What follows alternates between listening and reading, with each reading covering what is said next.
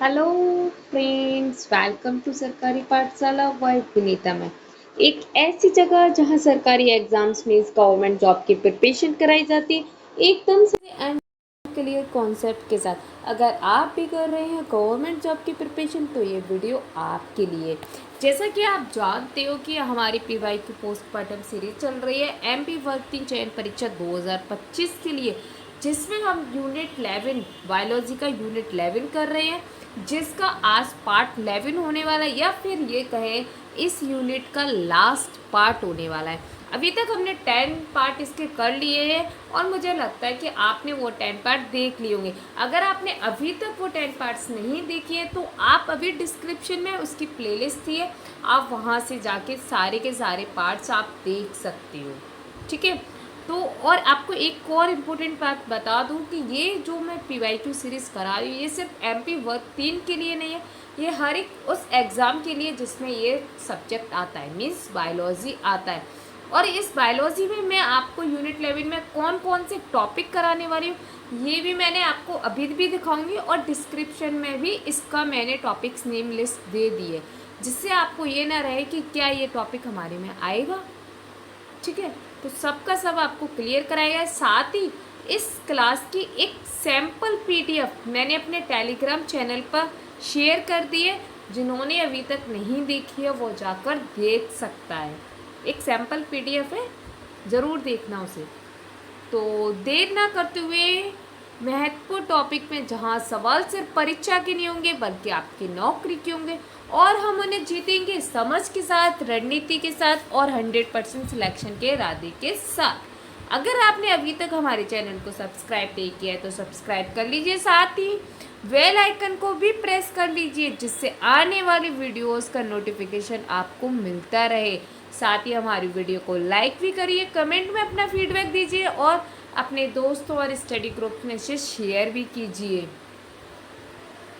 चलिए देर ना करते हुए आज की क्लास की ओर बढ़ते हैं। जैसा कि मैंने आपको बताया था यूनिट 11 का टॉपिक वाइज जो सिलेबस था जो कि ऑफिशियल है वो मैंने आपको यहाँ पे लिख दिया है।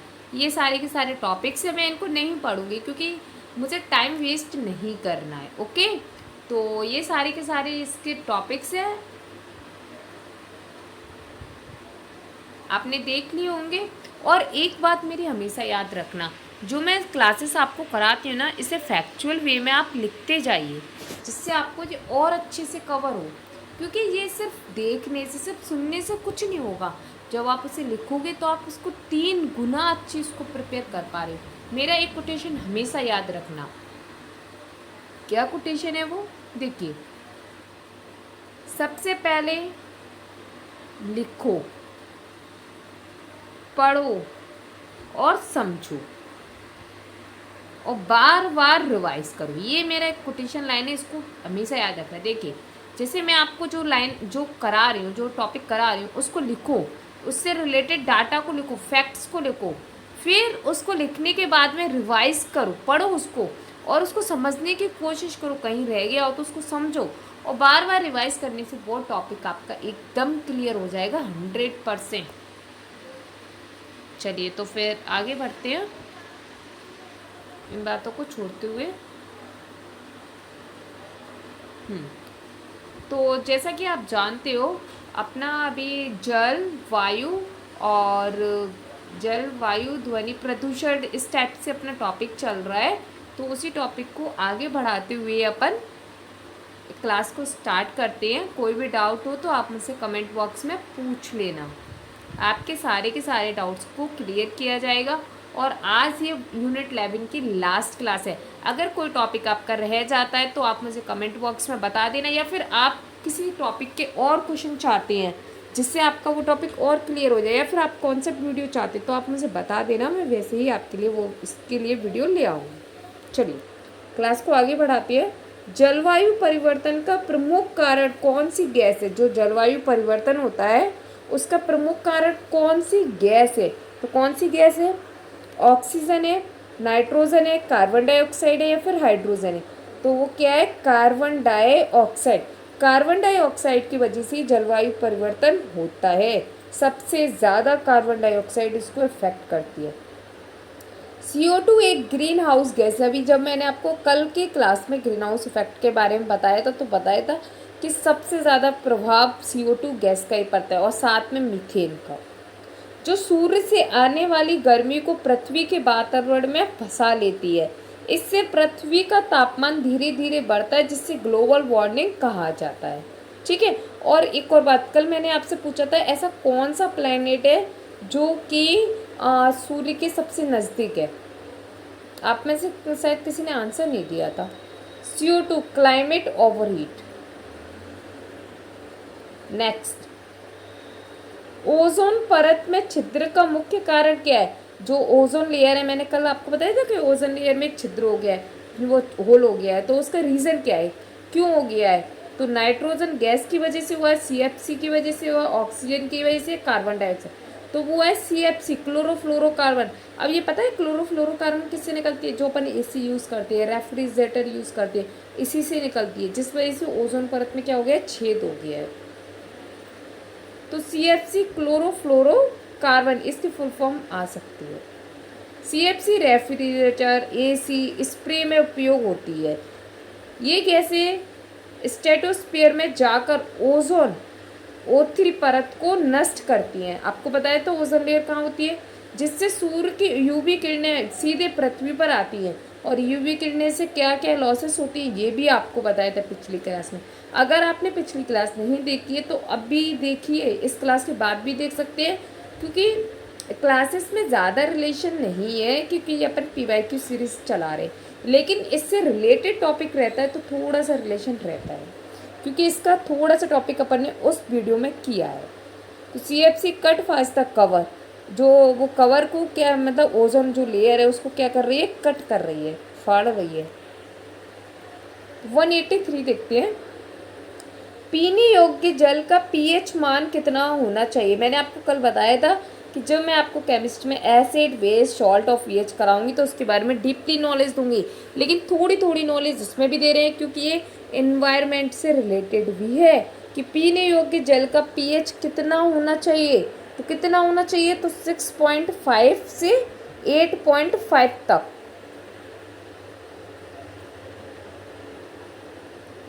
pH यह बताता है कि जल अम्लीय है या फिर क्षारीय है। तो pH क्या बताता है कि जल कैसा है, एसिड है या फिर बेस है। WHO के अनुसार, WH मतलब वर्ल्ड हेल्थ ऑर्गेनाइजेशन, पीने योग्य पानी का pH 6.5 से 8.5 के बीच होना चाहिए। इससे अधिक या कम होने पर जल स्वास्थ्य के लिए क्या हो जाता है, हानिकारक हो जाता है। ये किसने बताया, WHO ने। और pH की वैल्यू कितनी, pH वैल्यू कितनी होती है पीने योग्य पानी की, 6.5 से 8.5। और इसी से एसिड और बेस का पता चलता है। अच्छा, मैंने आपको ये बताई थी कि एक pH स्केल है, ये जीरो कितना होता है, न्यूट्रल होता है। ये pH वैल्यू में 0 से कम जो होता है माइनस में, और इधर 0 से, अरे 0 लिख दिया मैंने, सॉरी गलत लिख दिया, 7 होता है न्यूट्रल, और 7 से अगर कम होता है तो क्या है, एसिड, और 7 से अगर ज़्यादा होता है तो क्या है, बेस। टोटल ये 14 तक होती है, ये 1 से स्टार्ट होती है और ये 14 तक रहती है। ठीक है, 0 भी बोल सकते हैं 0 से, लेकिन वो फिर बहुत ज़्यादा ही एसिडिक हो जाती है। तो pH कितना है, 6.5 टू 8.5, परफेक्ट हेल्थी। चलिए नेक्स्ट, 184, ग्रीन हाउस इफेक्ट का पर्यावरण पर क्या प्रभाव पड़ता है। तो अभी आपको बताया था, इससे तापमान क्या होता है, बढ़ जाता है, ग्लोबल वार्मिंग हो जाती है। तो ग्रीन हाउस गैसेस कौन कौन सी हैं, CO2 है, CH4 मीथेन है, N2 नाइट्रोजन पेरोक्साइड है, आदि वातावरण में ऊष्मा को रोकती हैं, जिससे क्या होता है, तापमान बढ़ जाता है, ग्रीन हाउस इफेक्ट कहलाता है और ग्लोबल वार्मिंग का मुख्य कारण होता है। Green gets hot house, tricks हैं थोड़ी थोड़ी सिली। निम्न में से कौन सा ठोस अपशिष्ट प्रदूषण का उदाहरण है।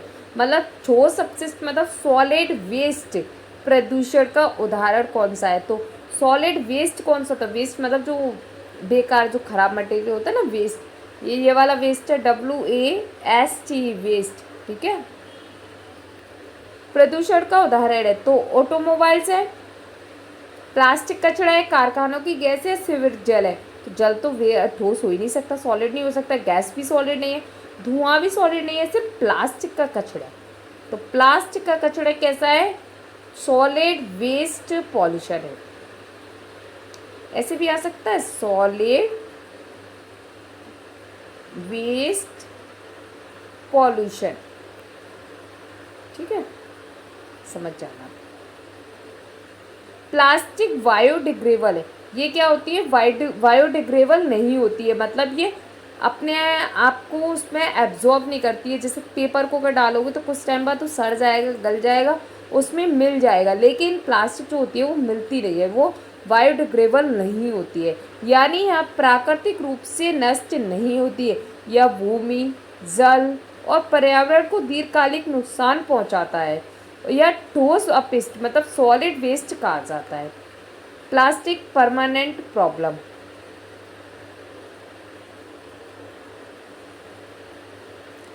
अम्लीय वर्षा एसिड रेन का मुख्य कारण क्या है? तो आपको ये नेक्स्ट पहले ही क्वेश्चन में बता चुकी हूँ कि SO2 और NO2 सबसे ज़्यादा इफेक्ट करता है, और आगरा का जो ताजमहल है वो भी एसिड रेन की वजह से उसका कलर येलो हुआ है, उसके जो मार्बल्स का जो कलर है।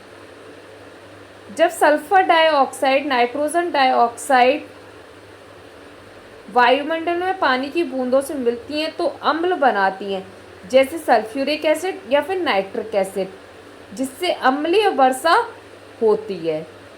अच्छा, ये आपको कैसे बनाती है ये और बता देती हूँ, इससे आपको और समझ आ जाएगा, थोड़ा सा केमिस्ट्री भी हो जाए साथ ही साथ में। तो पहले SO2 का बता देती है। देखो SO2 क्या मिला उसमें? H2O। क्या बना रही है वो? देखिए क्या बना रही है? Sulphuric acid. तो सल्फ्यूरिक एसिड कैसे बनेगा? H2SO4, H2SO4। अब देखो H2SO4, अब इसके लिए कैसे बनाइए H2SO4? तो देखो अब अपन को क्या करना है, जो सारे एलिमेंट्स हैं उनको बैलेंस करना है। H2 एक है, H2 एक है, ठीक है। O कितनी है? 2 और 3, यहाँ पे तो 4 है, तो इसका मतलब है ये कितने लिए गए हैं? 2H2O। ये थोड़ा सा बैलेंस करने का तरीका होता है। अब देखिए H2O, अब 2H2O बचा है, मतलब H2O 2 और बची हैं, S हो गया, O4 हो गया, तो मतलब और हाइड्रोजन क्या निकल रही है इससे? H2 जो हाइड्रोजन गैस है वो बाहर निकल रही है। हाइड्रोजन गैस इसमें से क्या निकल जाती है? फिर बाहर निकल जाती है रिएक्शन करने बाद। इसकी ये सही रिएक्शन होगी, जो आप बैलेंस करते हो ना रिएक्शंस को, वो ऐसे ही की जाती हैं कि SO2 को H2O से करा दिया, फिर उसको निकाल दिया। सेम टू सेम ऐसी ही नाइट्रिक एसिड की होगी, ठीक है। आप इसको खुद करने का ट्राई करना, नहीं आती तो आप मुझसे पूछ लेना। यह वर्षा मिट्टी की उर्वरता और जल स्रोतों को प्रभावित करती है। ये किस किस को प्रभावित करती है?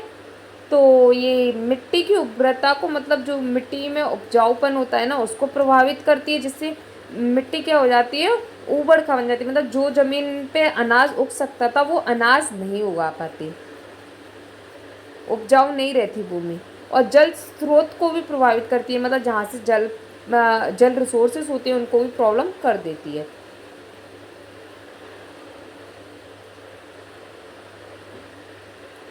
हर बार यही सवाल आते हैं, पर तैयारी अधूरी रह जाती है। इस बार पूरी तैयारी करेंगे, टॉपिक हो कोई भी, सरकारी पाठशाला व विनीता मैम पर मिलेगा उसका फुल समाधान। तो जुड़े रहिए सरकारी पाठशाला व विनीता मैम से। अगर आपने अभी तक हमारे चैनल को सब्सक्राइब नहीं किया तो अब भी कीजिए हमारे चैनल को सब्सक्राइब, साथ ही नोटिफिकेशन आइकन को भी, मतलब बेल आइकन को भी प्रेस कीजिए, जिससे आपको हमारी आने वाली वीडियोस के नोटिफिकेशन मिलते रहे। साथ ही हमारे टेलीग्राम चैनल को भी ज्वाइन कर लीजिए, जिससे आप वहाँ पे हमसे कम्युनिकेट अच्छे से कर पाएँ। साथ ही हमारी वीडियो को लाइक कीजिए, कमेंट कीजिए, और अपने दोस्तों के साथ में अपने स्टडी ग्रुप से हमारी वीडियो को शेयर कीजिए, हमारे चैनल को शेयर कीजिए, जिससे इसमें जल्द से जल्द 500 हो और हम इसकी PDF भी आपको देना स्टार्ट कर दें। जैसे ही हमारे चैनल पर 500 सब्सक्राइबर हो जाएंगे और अच्छे से वीडियोस ले रहे होंगे, तो फिर हम इसकी PDF भी आपको अवेलेबल कराने लगेंगे। और आप अगर आप चाहते हो हमारी पीडीएफ की किस टाइप की रहने वाली है, तो मैंने अपने टेलीग्राम चैनल पर एक सैम्पल पीडीएफ दिया है, तो आप उसे देख सकते हैं। मृदा अपरदन सॉइल इरोजन को रोकने का सबसे प्रभावी उपाय क्या है? तो सॉइल इरोजन को रोकने का सबसे प्रभावी उपाय क्या है? अधिक सिंचाई, वनों की कटाई, वृक्षारोपण, अत्यधिक चराई। तो सॉइल इरोजन का भी कुछ कल ही बताया था शायद, सॉइल इरोजन को रोकने के लिए तो वृक्षारोपण करना चाहिए। पेड़ों की जड़ें मृदा को बांध कर रखती हैं। जब पेड़ लगाए जाते हैं तो वे मिट्टी को बहने से बचाते हैं, जिससे मृदा अपरदन रुकता है। बस क्या करती हूँ मैं, थोड़ा सा क्वेश्चन को घुमा दिया है, जिससे क्या है, अगर क्वेश्चन इजी वे में आए तो कैसे करना है, अगर थोड़ा सा घुमा के आए तो कैसे करना है। ठीक है, चलिए नेक्स्ट क्वेश्चन देखते हैं। 188, जल प्रदूषण मापने के लिए सबसे सामान्य सूचक कौन सा है? तो do, dissolve oxygen, CO2, salinity या फिर पीएच। तो वो क्या होती है? DO, dissolve oxygen. जल प्रदूषण मापने के लिए डीओ मतलब डिजॉल्व ऑक्सीजन। आपको बीओडी बताया था, बस वही चीज़ है ये। इससे क्या होता है, जल में कितना प्रदूषण है वो मापा जाता है, क्योंकि जो जीव है उनके अंदर कितनी ऑक्सीजन है। अगर पानी के अंदर ऑक्सीजन ज़्यादा है तो इसका मतलब ये है कि जीव ज़्यादा है, और जीव ज़्यादा है तो उसमें प्रदूषण भी ज़्यादा है। डिजॉल्व ऑक्सीजन यह मापता है कि जल में कितनी मात्रा में ऑक्सीजन घुली हुई है। यदि डीओ कम है तो जल प्रदूषित है, क्योंकि ऑक्सीजन की कमी जल जीवों के लिए हानिकारक होती है।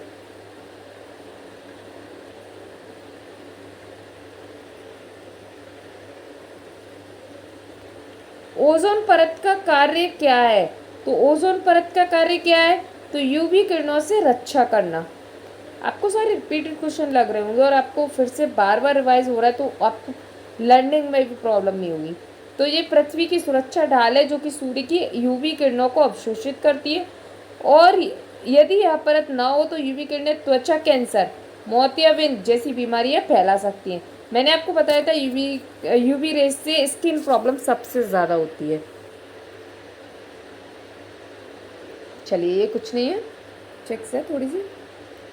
कौन सी गैस मुख्य रूप से फोटोकेमिकल स्मोक में पाई जाती है? जो फोटोकेमिकल स्मोक होता है उसमें कौन सी गैस पाई जाती है? तो O3, ओजोन। फोटोकेमिकल स्मोक एक प्रकार का वायु प्रदूषण है जो सूर्य के प्रकाश की उपस्थिति में NOx और VOCx की प्रतिक्रिया से बनता है। इनकी फुल फॉर्म आप मुझे कमेंट में बताना। जिससे ग्राउंड लेवल ओजोन मतलब O3 बनती है, और आंखों में जलन और श्वसन संबंधी समस्याएं इससे क्या होती हैं? उत्पन्न होने लगती हैं। Smoke sunlight makes ozone gas. कोई भी डाउट हो आप मुझसे कमेंट बॉक्स में पूछ लेना। आज आपका ये बायोलॉजी का यूनिट 11 कंप्लीट हो जाएगा। नेक्स्ट टॉपिक आपका इंग्लिश रहने वाला है, जो कि मैंने 28 जुलाई को आपको बता चुकी हूँ। वायु प्रदूषण मापने के लिए कौन सा उपकरण प्रयोग किया जाता है? तो वायु प्रदूषण को मापने के लिए AQI मॉनिटर यूज़ किया जाता है।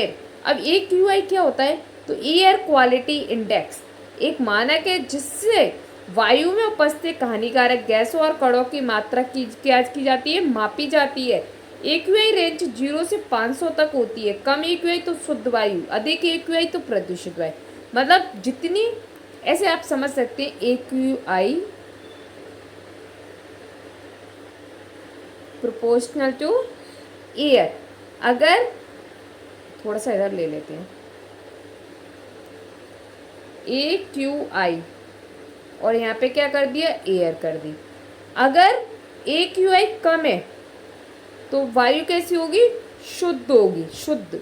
यहाँ पे मैंने साइन डायरेक्ट इनडायरेक्ट इसलिए नहीं लगाया क्योंकि इसका कोई सेंस नहीं है। ओके, इसकल टू मान लो आप। एयर कैसी होगी?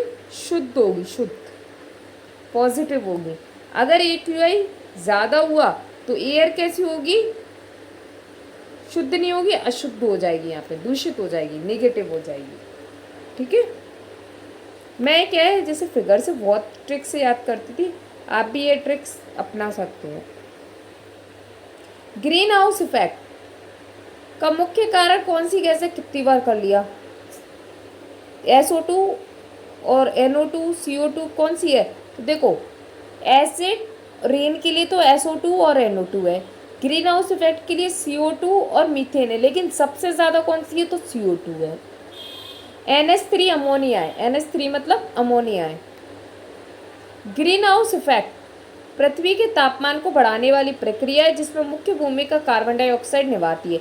यह गैस सूर्य से आने वाली ऊष्मा को पृथ्वी के पास रोक कर रखती है, जिससे ग्लोबल वार्मिंग क्या होने लगती है।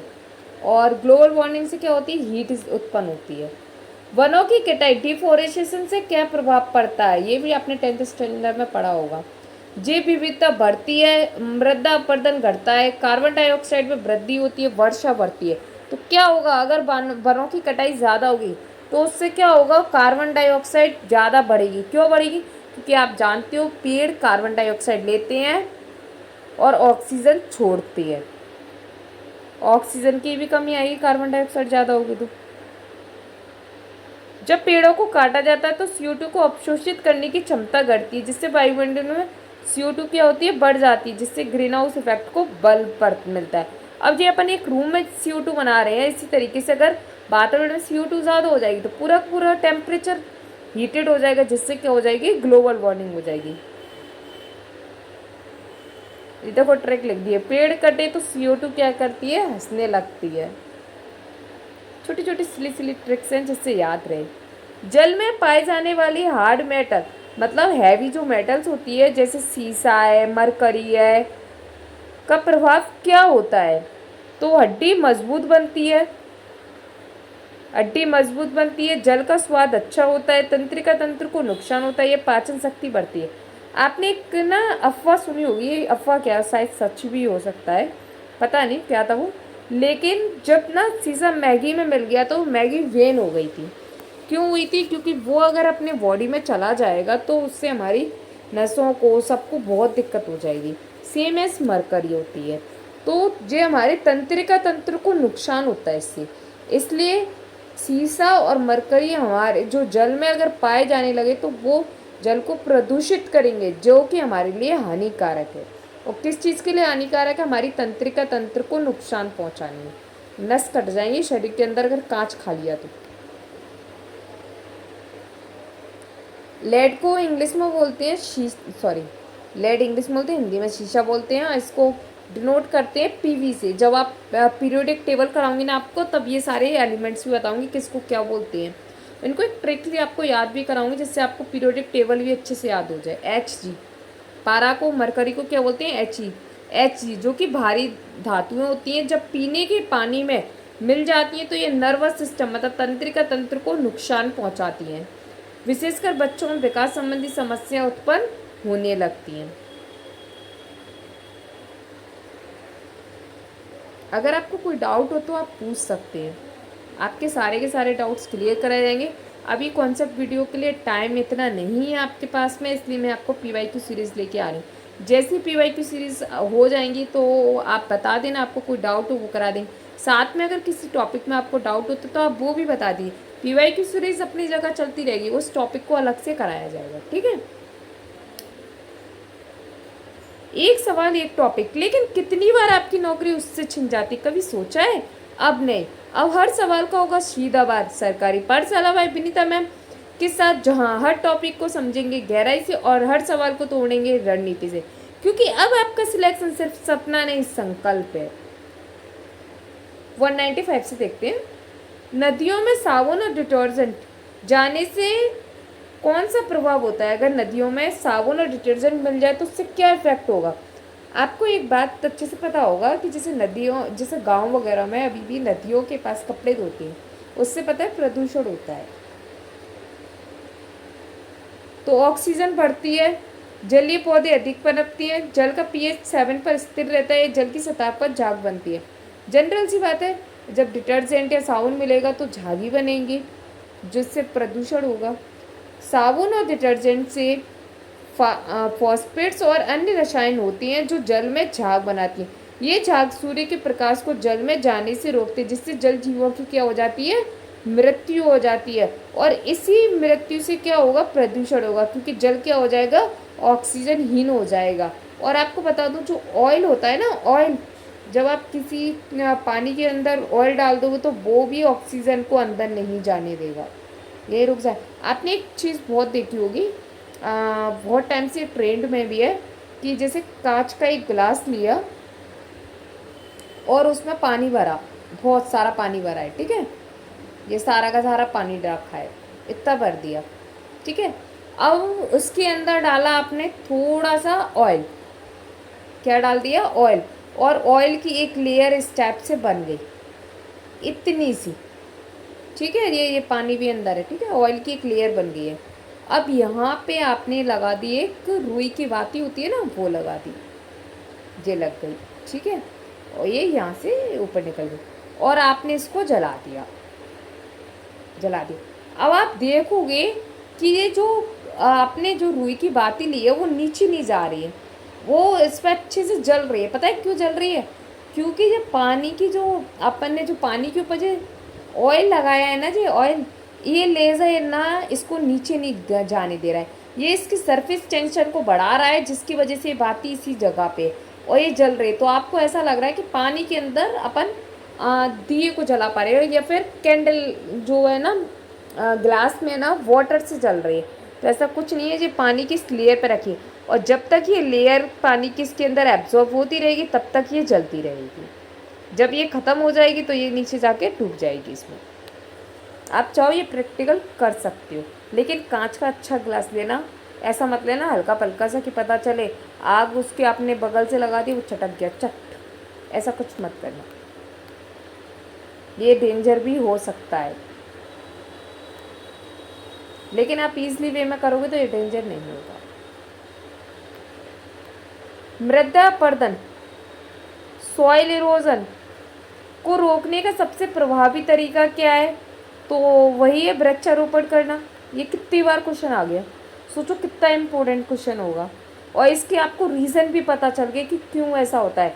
क्योंकि वृक्ष क्या करते हैं, जड़ें मृदा को बांध कर रखते हैं, जिससे हवा और पानी द्वारा मृदा का कटाव नहीं होता है। इसे सॉइल वाइंडिंग भी कहते हैं।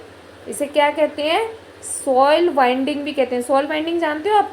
जैसे ना हवा आई, एक लेयर उड़ के दूसरी जगह चली गई, ये यहाँ पे इकट्ठी हो गई, फिर और हवा आई, दूसरी लेयर उड़ के कहीं चली गई। तो ये जो हवा की से साथ में एक लेयर जा रही है, ये सॉइल वाइंडिंग है। क्या ये सॉइल वाइंडिंग है? वृक्षारोपण सबसे प्रभावी उपाय है। पेड़ लगाएंगे तो मिट्टी बचाएंगे, मिट्टी बच जाएगी, उड़ेगी नहीं। प्रदूषण नियंत्रण के लिए भारत सरकार ने कब राष्ट्रीय हरित अधिकरण एनजीटी की स्थापना की थी? तो एनजीटी की स्थापना कब हुई थी? 2010 में, प्रदूषण को नियंत्रण करने के लिए। देखिए आपका कितना अच्छा टॉपिक जो प्रदूषण का था, काफ़ी हद तक क्लियर हो गया होगा आपको। नेशनल ग्रीन, इसकी फुल फॉर्म दी थी क्या? हाँ दी है, नेशनल ग्रीन ट्रिब्यूनल। एनजीटी की स्थापना 18 अक्टूबर 2010 को हुई थी। यह एक न्यायिक संस्था है। क्या? एक न्यायिक संस्था है जो पर्यावरण संरक्षण और प्रदूषण से जुड़े मामलों की क्या करती है? ये सुनवाई करती है। नेचर का गार्डियन है ये तो ऐसे ट्रिक्स के लिए। अगर आपको किसी भी क्वेश्चन में कोई डाउट हो तो आप मुझसे पूछ लेना। इसमें ऐसा कुछ लगा नहीं तो इसलिए मैंने रीडिंग करके छोड़ दिया। जहाँ मुझे लगेगा मैं उसको एक्सप्लेन करूँगी। अगर फिर भी आपको कोई डाउट रह जाता है तो आप लिख के भेज देना, मैम इस क्वेश्चन में दिक्कत हो रही थी, ये वो जो भी आप बता देना। कॉन्सेप्ट में कोई प्रॉब्लम, कॉन्सेप्ट पूछ लेना, आपके सारे डाउट्स क्लियर किए जाएंगे। मृदा की उर्वरता को बढ़ाने वाला सूक्ष्म जीव कौन सा है? तो जो मृदा है ना उसकी उर्वरता बढ़े, जिससे क्या हो, उसमें और अच्छे से वो क्या हो, उसमें पौधे वगैरह उसमें लग पाएँ, जिसका मृदा का अपन अच्छे से यूज़ कर पाए और जो अच्छी खाद के रूप में भी काम करे। तो उसमें अपन को क्या मिलाना चाहिए? तो उसमें अपन को मिलाना चाहिए, क्या मिलाना चाहिए? राइजोबियम, ठीक है। ऐसे एक बैक्टीरिया, ये क्या है? एक बैक्टीरिया जो कि दलहनी पौधों की जड़ों में पाया जाता है। आपको एक बात और बता दूं, ये क्वेश्चन काफ़ी बार आया है कि दलहनी पौधों में कौन सा बैक्टीरिया होता है। ध्यान से सुनो फिर से, दलहनी पौधों में कौन सा बैक्टीरिया होता है? तो राइजोबियम। काफ़ी बार ये क्वेश्चन आया है, इसीलिए मैं कह रही हूँ कि सिर्फ क्वेश्चन नहीं, क्वेश्चन से रिलेटेड अपन डाटा भी इसको कर रहे हैं अच्छे से। यह वायुमंडलीय नाइट्रोजन को मृदा में परिवर्तित करता है, जिससे पौधे उपयोग कर सकती है। ठीक है। 199 लास्ट क्वेश्चन है, जल प्रदूषण का सबसे बड़ा स्रोत क्या है? तो सबसे ज़्यादा जल प्रदूषण किस वजह से होता है? तो घरेलू वेस्ट के वजह से, मतलब डोमेस्टिक अपशिष्ट की वजह, आधी हिंदी आधी इंग्लिश बोलती मैंने, डोमेस्टिक वेस्ट की वजह से होता है। ठीक है, सबसे ज़्यादा, क्योंकि शुद्ध जल से कैसे हो जाएगा प्रदूषण? नहीं, या कुएं के जल से भी नहीं होता, वर्षा के जल से भी नहीं होता है। भारत में जल प्रदूषण का सबसे बड़ा कारण नालों और घरों से निकलने वाला कचरा, साबुन, तेल, प्लास्टिक, मलमूत्र आदि होते हैं, जो कि सीधे नदियों में जाती है। घर का गंदा काम जल प्रदूषण को आम करता है, खराब करता है। आज का लास्ट क्वेश्चन, लेकिन ये क्वेश्चन भरा लास्ट है। अगर आपको इस यूनिट 11 में कोई भी डाउट हो, आप मुझे कमेंट बॉक्स में बता देना। किसी चैप्टर में प्रॉब्लम हो, किसी क्वेश्चन में प्रॉब्लम हो, आपका डाउट 100% सॉल्व किया जाएगा। ठीक है, लेकिन सिर्फ कमेंट में या फिर टेलीग्राम पे स्टेट जो ग्रुप है अपना, उसमें ही बताना, no personal. No plastic day Bharat में किस दिन मनाया जाता है? तो 2 अक्टूबर को। नो प्लास्टिक डे किस दिन मनाया जाता है? तो 2 अक्टूबर को। ठीक है, भारत में 2 अक्टूबर को महात्मा गांधी जयंती को नो प्लास्टिक डे बनाया जाता है, ताकि प्लास्टिक के उपयोग में पर्यावरण को होने वाले नुकसान के प्रति लोगों को क्या किया जाए? जागरूक किया जाए। तो ये थे अपने 200 क्वेश्चन। आई होप आपको ये 200 क्वेश्चन समझ आ गए होंगे, कोई भी डाउट नहीं रहा होगा। आज हमारे बायोलॉजी का यूनिट 11 कंप्लीट हो गया है। अब आप यूनिट 11 से रिलेटेड कहीं पे भी कोई भी क्वेश्चन लगा के देख लो, आपको काफ़ी हद तक क्वेश्चन बनने लगेंगे होंगे। और अगर आपने ये क्लासेस अच्छे से देख ली है और आपने बार बार रिवाइज कर ली है, तो आप अदर टेस्ट भी दे सकते हैं। टेस्ट के लिए आप टेक्स्ट बुक की भी हेल्प ले सकते हैं, जो कि मुझे सबसे अच्छा लगा था। चलिए, अगर आप चाहते हैं मैं आपको रोज सिलेबस के अकॉर्डिंग PYQ कराऊं, तो अभी वीडियो को लाइक करें, कमेंट करें, yes ma'am I will join 8 AM class, and channel को सब्सक्राइब करें, क्योंकि अब सिलेक्शन को कोई नहीं रोक सकता। सरकारी पाठशाला बाय विनीता मैम, जहाँ PYQ का होता है पोस्टमार्टम। ये हमारा व्हाट्सएप चैनल है। ये ज़्यादा भी अपडेट नहीं है, क्योंकि अभी इस पर ज़्यादा स्टूडेंट्स ऐड नहीं है। ये हमारा टेलीग्राम चैनल पे है, जिस पे सारी अपडेट्स मिलती है, और साथ में ही एक डिस्कशन चैनल भी है, उस पर भी सारी अपडेट्स रहती है, जो कि आपको इसी टेलीग्राम चैनल पर मिल जाएगा। और ये हमारा चैनल है, जैसा कि आप जानते हैं। और आई होप आपने हमारे चैनल को सब्सक्राइब कर लिया होगा। अगर अभी तक नहीं किया है तो किसका वेट कर रहे हो? करो सब्सक्राइब, और साथ ही बेल आइकन को भी प्रेस कर लो, जिससे आपको नोटिफिकेशन मिलते रहे, साथ ही हमारी सारी क्लासेस की अपडेट्स आपको मिलती रहे। हमारी वीडियो को लाइक कर लीजिए, साथ में कमेंट ज़रूर कीजिए, कोई डाउट हो आप मुझे बता देना। और हमें ये ज़रूर बताना, ये आपको जो यूनिट 11 की मैंने जो सीरीज़ कराई थी आपको बायोलॉजी की, वो आपको कैसी लगी। आज 200 क्वेश्चन के साथ में ये सीरीज़ अपनी कंप्लीट हो गई है। नेक्स्ट सीरीज़ अपनी इंग्लिश की रहने वाली है, इंग्लिश के जिसमें क्वेश्चंस रहेंगे, जिसका सबसे मेन मोटिव मैं MP ग्रुप 4, MP वर्क 2, इस टाइप के एग्ज़ाम्स का पैटर्न को फॉलो करते हुए बना रही हूँ। ठीक है, आई होप आपको वो क्वेश्चंस काफ़ी अच्छे लगेंगे और हेल्पफुल भी रहेंगे। अगर आपको उनका लेवल थोड़ा कम लगता है, तो उस 200 सीरीज़ के बाद में थोड़ा सा लेवल और इंक्रीज़ करके भी लेके आएंगे, और उसमें आपको सारा का सारा डीपली भी बताया जाएगा, जिससे आपको बिना कॉन्सेप्ट समझे कैसे आपको क्वेश्चन समझ आए हैं, उससे एक्स्ट्रा रिलेटेड सारी आपको नॉलेज दी जाएगी। अगर आपने अभी तक हमारे चैनल को शेयर नहीं किया है, तो प्लीज़ शेयर कर लीजिए, जिससे इस पर 500 सब्सक्राइबर हो जाएं और आपको इस क्लास की PDF भी मैं अवेलेबल कराना स्टार्ट कर दूं। थैंक यू, मिलते हैं नेक्स्ट वीडियो में। आई होप आपको हमारे द्वारा ली गई क्लासेस अच्छी लग रही होंगी, और आप अभी अपने स्टडी ग्रुप्स